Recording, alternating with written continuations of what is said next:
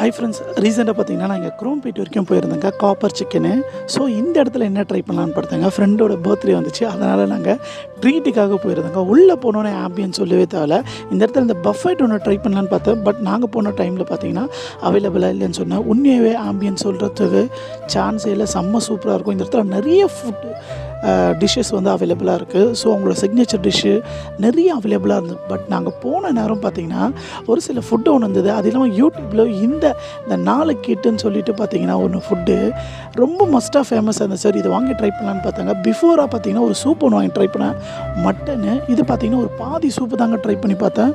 இதோட டேஸ்ட் உண்மையாகவே செம்ம சூப்பராக இருந்ததுங்க. நம்ம ஆஃப் தான் வாங்கினோட ப்ரைஸ் பார்த்திங்கன்னா 160 ருபீஸு.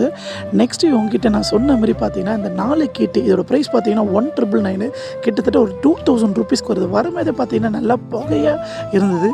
என்னடா ஒன்றுத்துலேயே இருந்து பார்த்தீங்கன்னா உங்களுக்கு அப்படியே சுட எடுத்துகிட்டு வாங்கலாம் பார்த்தேன்.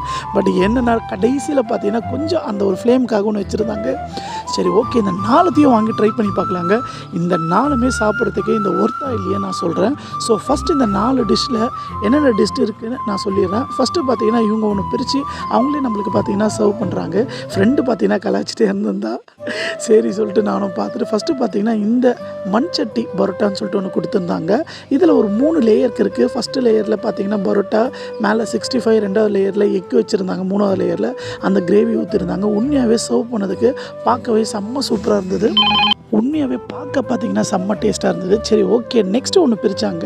இதில் என்ன இருக்குன்னு உங்களுக்கு காமிக்கிறேங்க. இதில் பார்த்தீங்கன்னா இந்த மட்டன் நல்லி ஜீ ரைஸ். உண்மையாக சொல்கிறேன், என்னோடய மஸ்ட்டு ட்ரைனா இந்த 4 டிஷ்ஷில் இது எனக்கு ரொம்ப ஃபேவரட்டாக இருந்தது. உண்மையாகவே பார்த்தீங்கன்னா ஒரு 2லேருந்து 3 பீசஸ் நல்லி வைக்கிறாங்க. கொஞ்சம் ஜீ ரைஸ் பார்த்தீங்கன்னா அதில் இருக்குது. எல்லாமே குவான்டிட்டி பார்த்தீங்கன்னா கம்மியாக இருக்கிற மாதிரி இருக்குங்க. 3வதாக பார்த்தீங்கன்னா இவங்கக்கிட்ட ஒரு பிரியாணி ஒன்று இருந்தது. அதில் வறுத்த கோழி பிரியாணி சொல்லிட்டு கொடுத்துருந்தாங்க. நல்ல பாஸ்மதி ரைஸில் ஒரு லெக் பீஸ் பெருசாக வச்சு கொடுத்துருந்தாங்க.